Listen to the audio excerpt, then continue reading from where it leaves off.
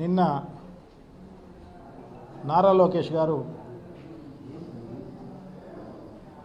వైఎస్ఆర్ కడప జిల్లాకు రావడం జరిగింది. నాడు అనేది అందరితో కలిసి రావడం జరిగింది. సో ఇది సపరేట్గా జిల్లాకు వస్తున్నాడు అంటే నిజంగా కూడా ప్రజలు ఎక్స్పెక్ట్ చేస్తారు. అలాగే మహానాడులో గొప్పగా చెప్పడం జరిగింది. స్టీల్ ఫ్యాక్టరీ అంత 4 నెలల కిందటనే, అంటే మహానాడు అయిపోయిన తర్వాత మరుసటి నెలలోనే 12వ తారీఖు కల్లా భూమి పూజ జరుగుతుందని చెప్పి గొప్పలు చెప్పి పోవడం జరిగింది.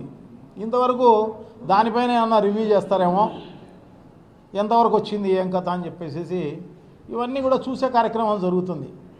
అది కాకుండా విద్యాశాఖ మంత్రి కాబట్టి స్కూళ్ళన్నీ విజిట్ చేసి ఇవన్నీ కూడా ఏదైనా స్కూళ్ళకు సంబంధించి మంచి జరుగుతుందేమో అని చెప్పేసి అనుకోవడం జరుగుతుంది. సో అవన్నీ ఏమీ చేయకోకుండా ఊరికే ఆయన ఎవరో పుట్టిన బిడ్డకు మనం నామకరణం చేసినట్టు,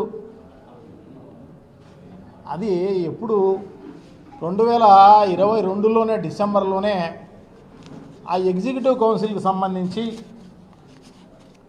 ఎగ్జిక్యూటివ్ సెంటర్కి సంబంధించి ఏపీ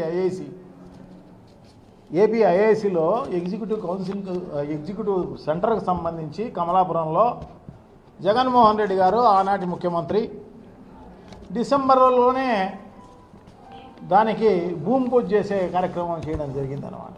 అది స్టేట్ ఫండ్స్ కూడా కాదు, సెంట్రల్ ఫండ్స్. అదే కాకుండా ఎంఎస్ టెక్నోడామ్ అని చెప్పేసి ఇండియా ప్రైవేట్ లిమిటెడ్ అనేది ఒకదానికి ఓపెన్ చేయడం జరిగింది. ఆయన టెల్సానా వరల్డ్స్ ప్రైవేట్ లిమిటెడ్ అని చెప్పేసి ఈ ఫర్నిచరు తయారు చేసే కంపెనీకి ఇది చేయడం జరిగింది.